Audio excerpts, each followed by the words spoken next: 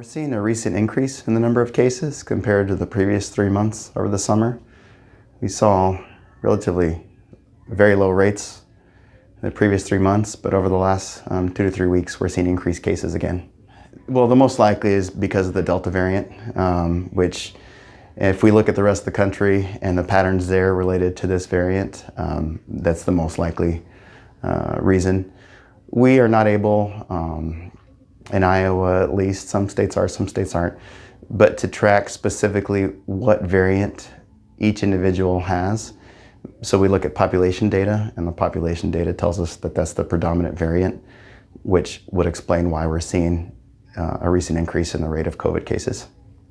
Like most of us, May, June, July, as the numbers went down very low, you probably got out a little bit more, socialized a little bit more.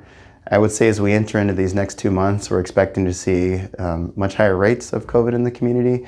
So it's time to go back to some of those measures that most people took previously, wearing masks in larger settings, trying to move activities outdoors instead of indoors, or in general, avoiding large group gatherings with a significant portion of unvaccinated people if you can.